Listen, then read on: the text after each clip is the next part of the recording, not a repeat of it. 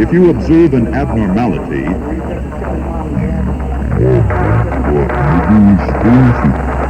So few recognize our efforts for every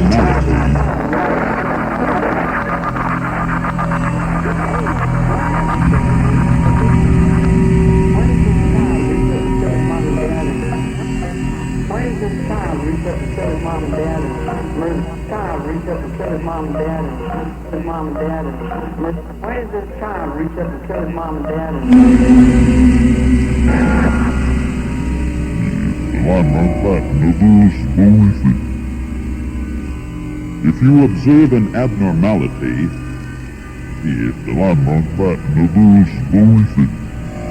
if you observe an abnormality, such as a light clay-colored stool, chart only what to observe. Report and show the specimen to the nurse in charge.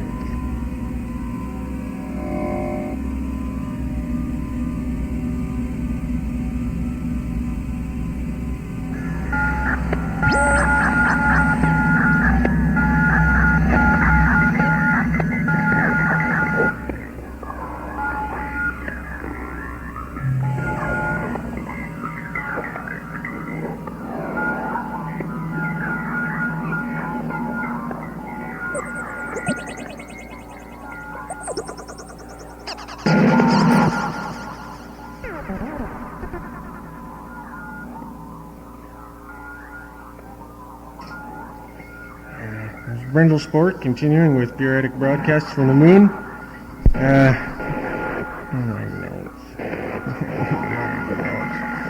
You're listening to the standard variety of medical tones and a rejuxtaposition of the 20th century's theoretical knowledge on disease. And we're continuing to broadcast our very slow updates on medical progress with an understanding of what's going on there on Earth. Still not much, so we'll just recap what we know already. Traditionally, medical science has found that a comparison of one's present symptoms to past experiences is enough to secure a reliable diagnosis and treatment. But today, as the trust in past experiences fades, the epidemic responds by growing in scope and virulence. Indeed, diseases of unknown origin have shown a hyperbolic rise over the last century. Peptic ulcers, angioneurotic edema, disturbances of the menstruation, rheumatoid arthritis variants, ever-specializing cancers and migraines have all become familiar ailments over the last century. And in each case, the initial developments are deeply linked to stress or emotional difficulty. Thusly, these diseases evade definitive clinical diagnoses. Hang on a second, let me take a boost.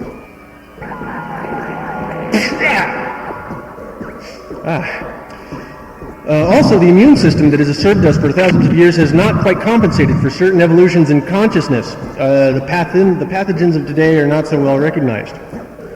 We have yet to diagnose the complete list of lethal infections, and we doctors plan not to rest until we do, with all the unnecessary death remaining at large. We have yet to find a way to understand the wide range of unprecedented new diseases that humans now suffer from. The current epidemic directs a matrix of familiar diseases such as manic depression and cancer, but to new effect. And we doctors have decided to define this effect as an intelligence. We have yet to locate the organism, because usually a cure is generated by the use of the killed organism. This is no mother virus waiting out the antibodies passing time inside cells until the immune system is bored. This isn't a flatworm lodging itself in our liver for the length of its adolescence. This is not a mutinous immune system run amok. The most specific we can manage involves the certainty that this disease is the cause of unknown activity within the body. So we'll be back with more as it comes in.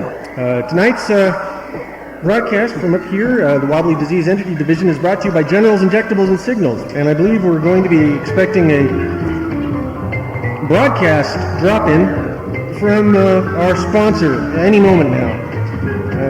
There's a clock ticking. I think that's what it has to do with it. So please stay tuned. This is your last source of objective information left on the planet. All the other radio stations are now playing 90s hits for some reason. We'll be right back.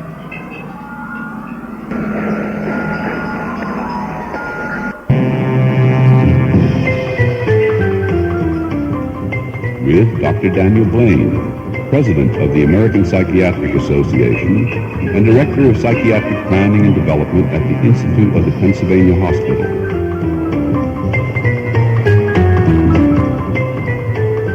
Dr. Dana L. Farnsworth, Director of the University Health Services, and Henry K. Oliver, Professor of Hygiene at Harvard University.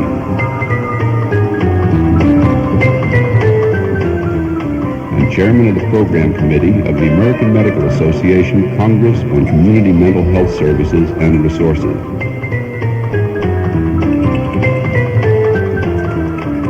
Dr. Howard P. Rohn, President-elect of the American Psychiatric Association, Chief of Psychiatry at the Mayo Clinic, and Chairman of that department in the Mayo Foundation Graduate School of the University of Minnesota.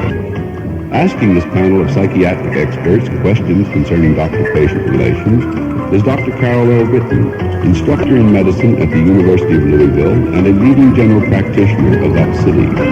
He is Speaker of the Congress of Delegates of the American Academy of General Practice, which, along with the American Medical Association and the American Psychiatric Association, has strongly supported courses in psychiatry for general practitioners.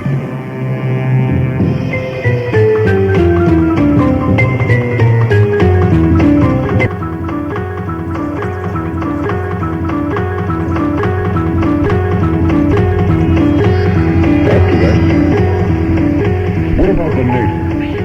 They don't die from the plague. The accepted theory is that they've developed an immunity.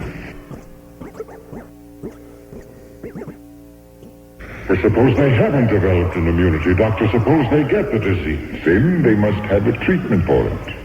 If they don't, there would be no natives.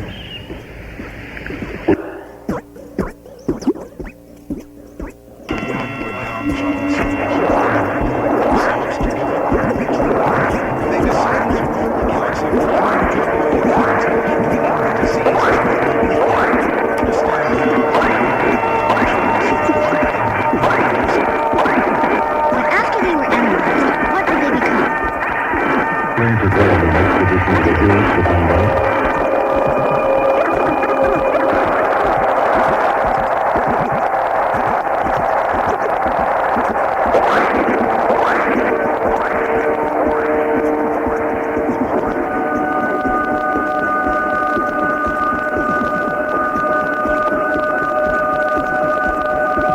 Planet Earth has been 4.6 billion years.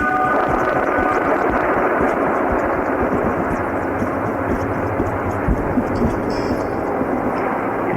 erupted in a sea of molten magma.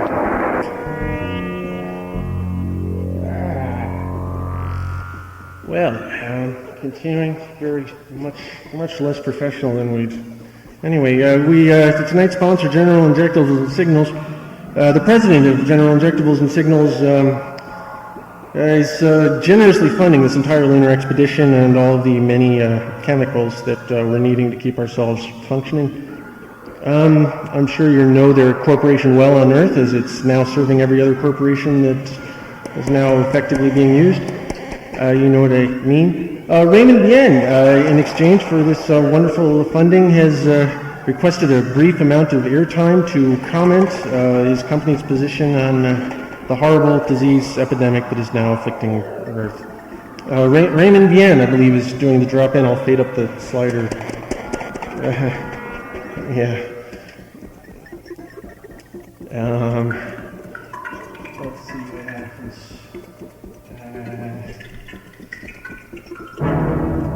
Fellow citizens of planet Earth, perhaps you're already aware that my name is Raymond Bien, President of General Injectables and Signals Incorporated, the corporation that vigorously installed the digital future into the living present.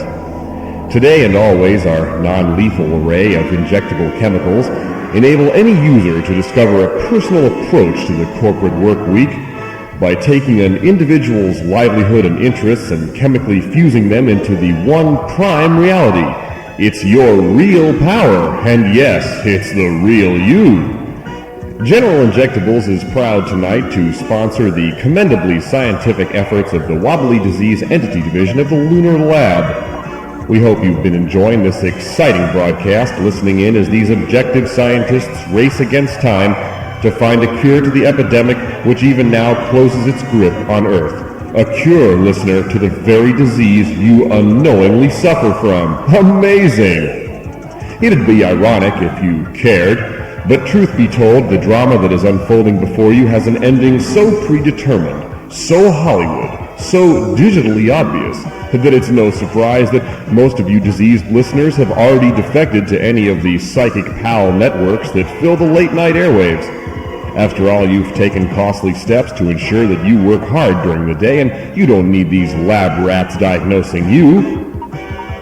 I can't help but notice that you're listening, though, listener, and I'd like to show my appreciation by letting you in on why.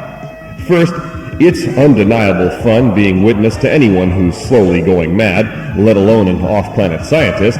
An acquired taste, maybe, but yes, sir, once you've got it, you keep it.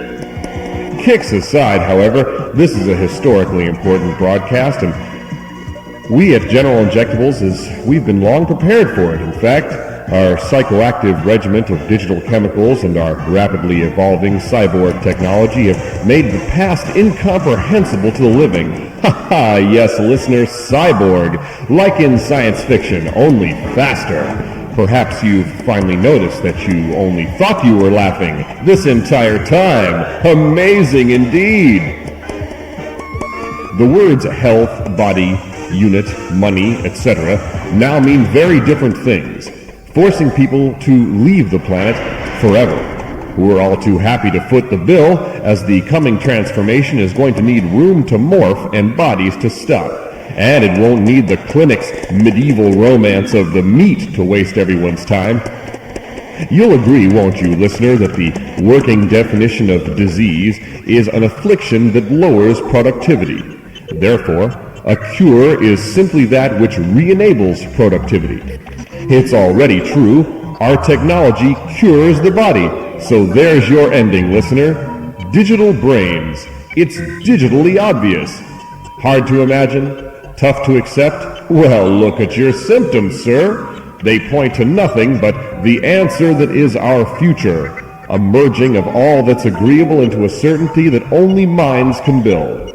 I sure hope I make sense, because we haven't even started. All the work is ahead of us. We've limited time left in our organic bodies, and if you'll listen, you'll hear the pain of your receding body give you the answer. Tear off your 10 fingers. With death our only alternative, you'll realize that these new diseases are inseparable from the joy we experience in using our minds to diagnose our symptoms. The final message of the body is the body finally going away, and yes, dear citizen, it's a message of joy. Remember, tear off your 10 fingers. I'm Raymond Bien, President of General Injectables and Signals Incorporated, and tonight the proud sponsor of Wadley's Lunar Lab. Listen in with quaint historical detachment as for the final time, mankind attempts to use his knowledge to heal the physical body, and afterwards, hey, I'll see you at work.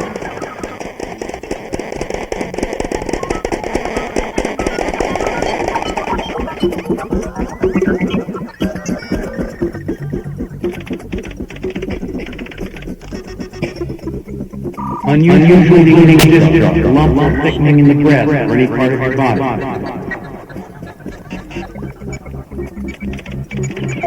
Should the patient vomit? Should the patient vomit? A sore that doesn't heal. Should the patient vomit? Change in bowel or bladder habits. Nervous cough. Should the patient vomit? Loss of voice. Persistent cough or Measure and record the amount After they were and the analyzed. appearance of the emesis. hoarseness that can Nervous go away. Loss of voice Hand washing is essential in your personal care. and migraine. Privilege of acting on your own initiative, an opportunity to secure economic freedom according to your talents, freedom to worship in your own way, sound physical and mental health, the time that lies ahead of you, an opportunity to secure economic freedom according to your talents, freedom to worship Also, in your I own way, believe it is important to remember eczema vaccinatum. sound physical and mental health, the time that lies ahead of you, and hope of a better world in which to live. Long time And ago, regarding drugs and nostrums, avoid them altogether. Augustus Lang said of a young girl who would not open up her nasty Fled from the analysis 3 months later. There are a number of studies discussing women madness that show that Freud and most clinicians today, Freudian or otherwise, male and female alike, believe that there is one standard of mental health